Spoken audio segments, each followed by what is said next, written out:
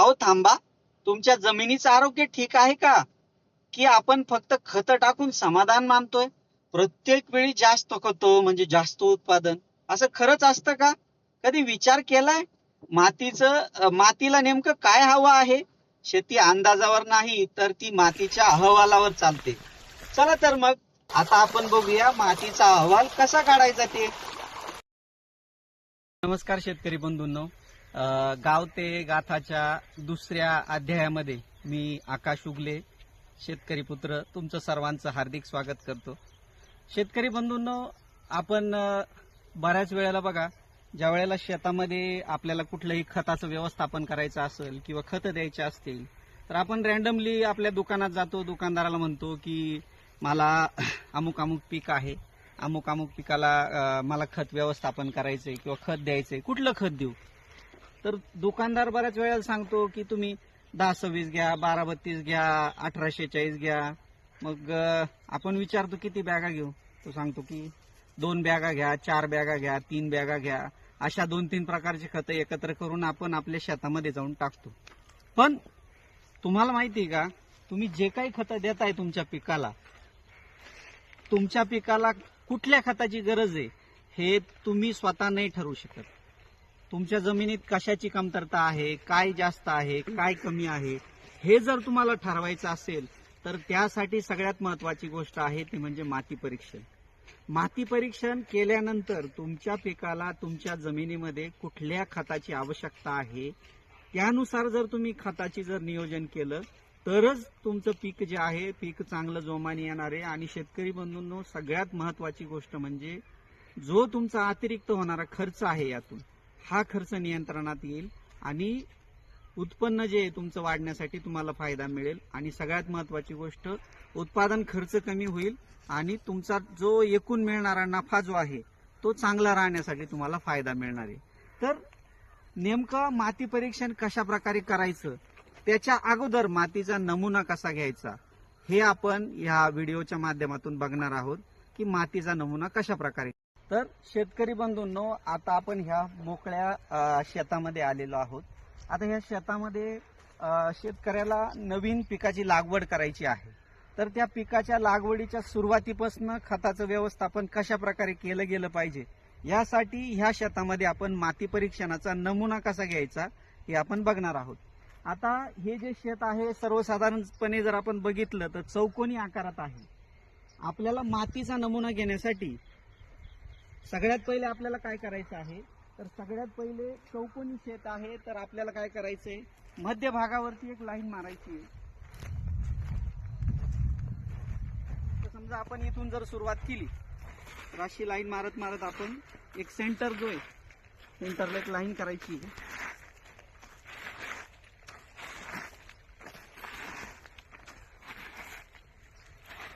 अशा प्रकारे एक सेंटर लाईन आपण केल्यानंतर आपल्याला काय करायचंय, सेंटर पासनं तर शेताच्या बांधापर्यंत झिगझॅग लाईन करत जायची आहे. कशा प्रकारच्या तर ते तुम्हाला मी सांगतो. सेंटरला आपण एक लाईन केल्यानंतर आपल्याला काय करायचंय, 2 भागामध्ये समजा क्षेत्र डिवाइड झालंय तर आपल्याला काय करायचंय, झिगझॅग लाईन बनवायची आहे. समजा इथून आपण सुरुवात केली तर शेताच्या शेवटच्या कोपऱ्यापर्यंत आपल्याला ही लाईन अशी न्यायची. त्यानंतर परत इकडं ज्या कोपऱ्यापासून परत इथं आपल्याला सुरुवात करायची. अशा प्रकारच्या झिगझॅग लाईन आपल्याला करायची आहे. आणि झिगझॅग लाईनचं जिथं अँगल होईल किंवा जिथं त्रिकोण तयार होईल अशा प्रत्येक ठिकाणचा आपल्याला मातीचा नमुना जो आहे तो कलेक्ट करायचा आहे. आता बऱ्याच वेळेला आपण मातीचा नमुना घेताना शेतकरी बंधू काय चूक करतात, तर रँडमली मातीचा नमुना घेतला जातो. तर पहिली महत्वाची गोष्ट काय की मातीचा नमुना घेताना कधी पण पाटाची जी जमीन आहे ती जमीन सोडायची आहे. त्यानंतर ज्या ठिकाणी आपण शेणखत असेल किंवा बाकीचे खतं असतील या गोष्टी ज्या ठिकाणी कंटिन्यू किंवा वारंवार आपण टाकतो अशा ठिकाणचा मातीचा नमुना जो आहे तो टाळला पाहिजे. तर आता इथं आपण बघितलं की इथे एक अँगल झालेला आहे. तर ह्या अँगलच्या ठिकाणची जागा जी आहे ती थोडीशी आपण सिलेक्ट करायची आहे. आणि सगळ्यात महत्वाची गोष्ट काय करायची आहे, अजून एक चूक आपल्याकडनं होते की नमुना घेताना आपण काय करतो, वरचा मातीचा थर आहे तो मातीचा थर असा बाजूला करतो आणि डायरेक्ट खालचा असा मातीचा नमुना जो आहे तो उचलतो आणि आपण नमुन्यासाठी माती घेतो. पण असं न करता काय केलं पाहिजे तर एक्झॅक्ट थोडंसं आपण बघूया. आता बघा, तुम्ही माझ्या हातात बघितलं असेल की मी हे लोखंडी पावडर जे आहे ते वापरतोय. तर आता हे फक्त हे मातीचा वरचा थर जो आहे तो बाजूला करण्यासाठी वापरतोय मी. तर शेतकरी बंधूंना सगळ्यात महत्वाची गोष्ट लक्षात घ्या, ज्या वेळेला तुम्ही मातीचा नमुना घ्याल, मातीचा नमुना घेताना कुठलाही लोखंडी वस्तू किंवा लोखंडी अवजार जे आहे शक्यतोवर त्याला वापरलं नाही पाहिजे.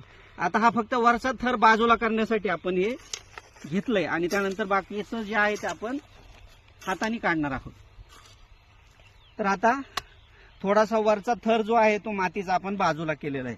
आता याच्यानंतर आपल्याला काय करायचंय तर कुठलाही लाकडी अवजार किंवा लाकडी काडी किंवा बांबूची काडी सिलेक्ट घ्यायची आहे आणि काय करायचंय आपल्याला, हा जो आपण खड्डा केलेला आहे या खड्ड्यातली सर्व माती थोडीशी उपरून बाजूला करायची. जर आपण कुठलंही भाजीपाला पीक जर करणार असू तर भाजीपाला पिकासाठी साधारणपणे 25 सेंटीमीटर खोल जो आहे तो खड्डा आपल्याला घ्यायचा आहे.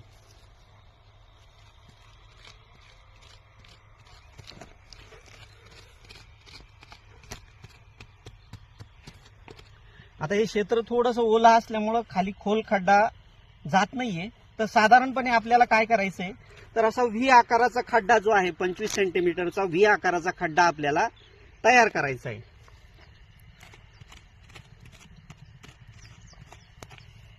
हा खड्डा तयार केल्यानंतर आपल्याला काय करायचंय तर मातीच्या वरच्या थरापासून खालच्या थरापर्यंत पूर्ण म्हणजे पहिल्या 1 सेंटीमीटर पासून तर खाली जाणाऱ्या 25 सेंटीमीटर पर्यंतचा पूर्ण वरचा जो थर आहे तो असा हळूहळू हळूहळू आपल्याला उकरायचा आहे. सगळ्या बाजूने हा वरचा थर जो आहे तो उकरून, म्हणजे यामध्ये काय होईल, वरच्या थरापासून तर खालच्या थरापर्यंतची पूर्ण जी माती आहे ती आपल्याला नमुन्यामध्ये येणार आहे.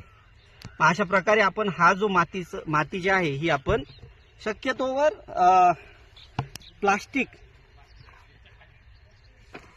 प्लास्टिकचं कुठलंही वस्तू असेल किंवा त्यानंतर अशी माती जी आहे ती प्लास्टिकच्या भांड्यामध्ये आपल्याला पाटीमध्ये घमेल्यामध्ये जमा करायची आहे.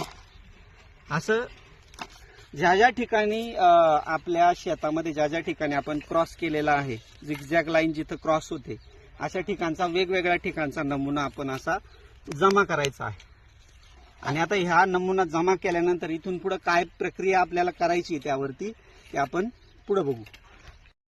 तर शेतकरी बंधूंनो बघा, आपण आता साधारणपणे 20 ते 25 ठिकाणच्या व्ही आकाराच्या खड्ड्याची माती एका ठिकाणी आपण जमा करायची.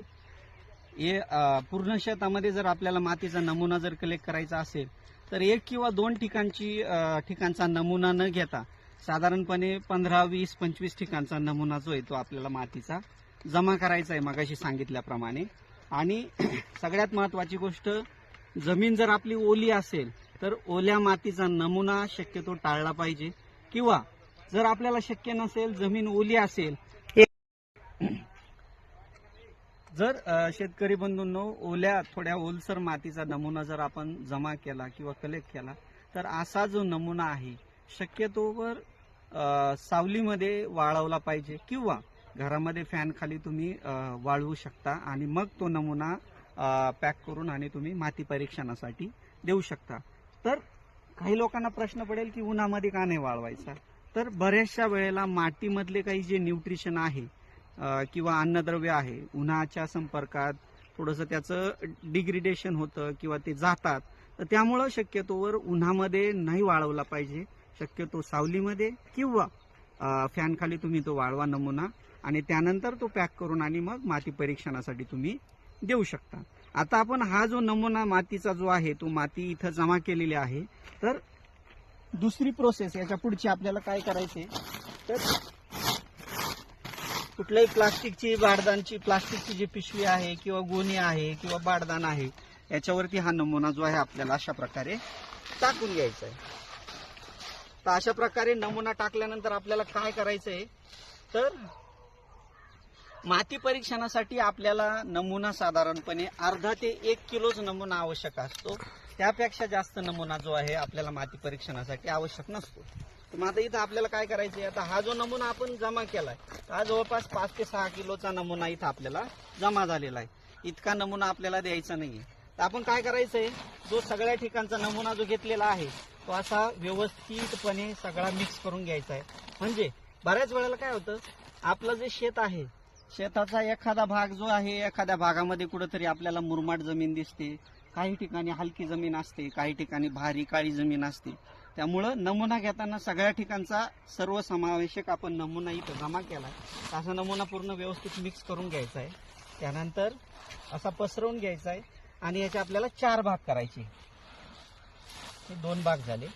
त्यानंतर इकडे असा 2, त्याच्यानंतर अजून या 2चे परत अजून 2 भाग करायचे. असे आपण 4 भाग केले या मातीचे. आता 4 भाग केल्यानंतर आपल्याला काय करायचे, तर समोरासमोरचे जे 2 भाग आहे ते आपल्याला काढून बाजूला करायचे. अशा प्रकारे हे बाजूला करायचे. त्यानंतर जे 2 राहिलेले भाग आहे ते 2 भाग आपल्याला एकत्र करायचे. परत एकदा व्यवस्थित आपण असे मिक्स करून घ्यायचे. आणि मिक्स करून घेतल्यानंतर परत पुढची प्रक्रिया सेम राहील.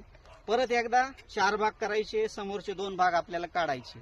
असे जोपर्यंत अर्धा ते 1 किलो मातीचा नमुना आपला होत नाही तोपर्यंत अशी सेम प्रक्रिया जी आहे ती करत राहायची. 4 भाग करायचे, समोरासमोरचे 2 भाग काढायचे, परत सगळी माती मिक्स करायची आणि परत 4 भाग करून जोपर्यंत अर्धा ते 1 किलो माती होत नाही तोपर्यंत ही प्रोसेस करायची आहे. साधारणपणे अर्धा ते 1 किलो माती जी आहे आपण आता बघूया, ही आपली शिल्लक आहे. आता याच्यानंतर प्रोसेस आपल्याला काय करायची आहे, तर ही जी माती आहे ही आपल्याला जमा करायची आहे. परत एकदा प्लास्टिकच्या भांड्यातच शक्यतो कुठलंही धातूचं भांड इथं आपल्याला वापरायचं नाहीये.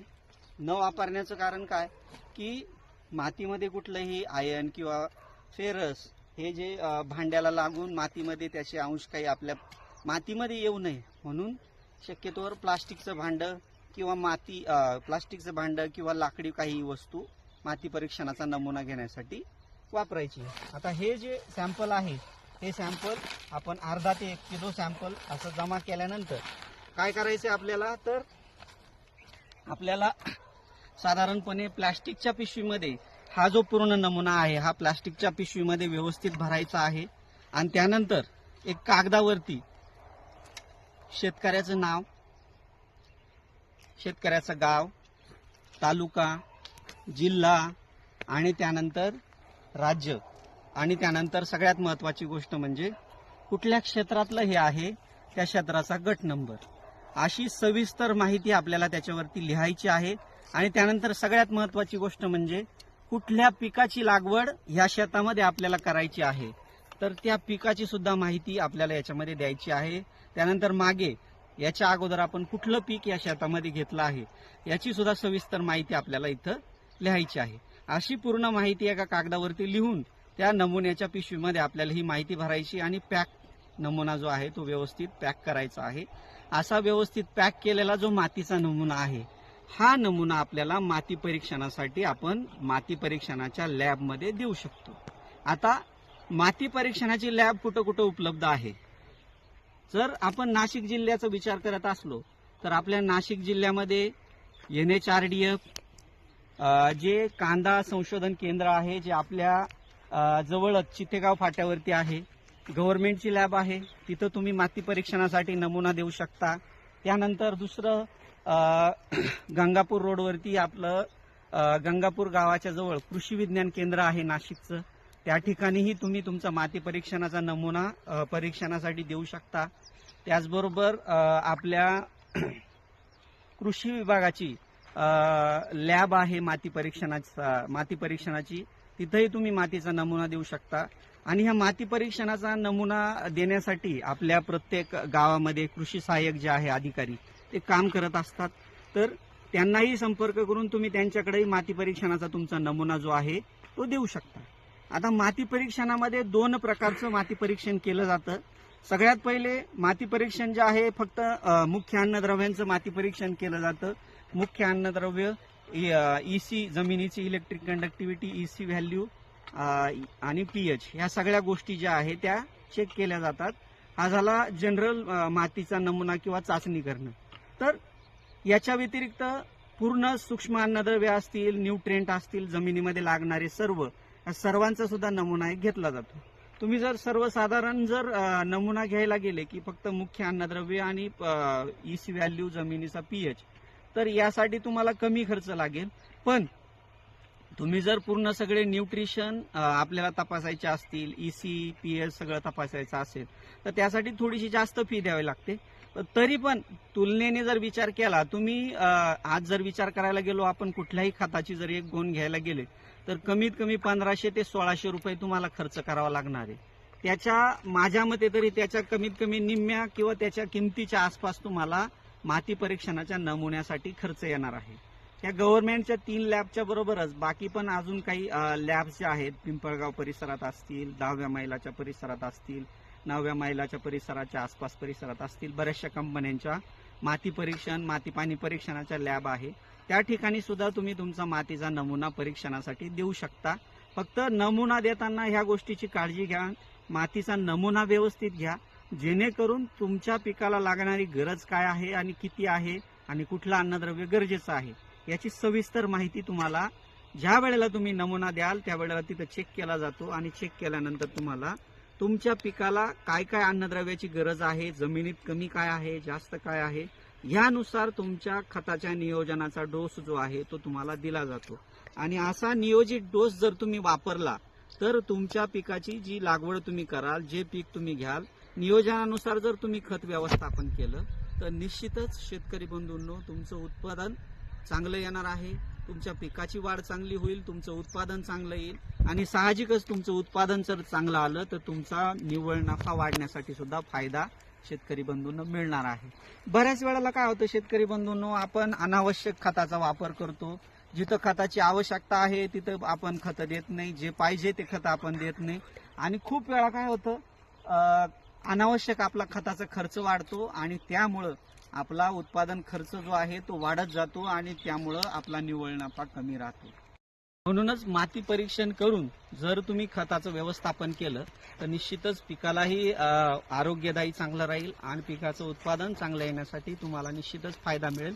शेतकरी बंधूंनो, तुम्हाला हा माती परीक्षणाचा व्हिडिओ कसा वाटला याबद्दल नक्कीच आम्हाला कमेंट करून सांगा. परत एकदा पुनश्च आपण अशाच एका नवनवीन माहितीसाठी पुढं आपण परत एकदा पुढच्या भागामध्ये भेटू. धन्यवाद.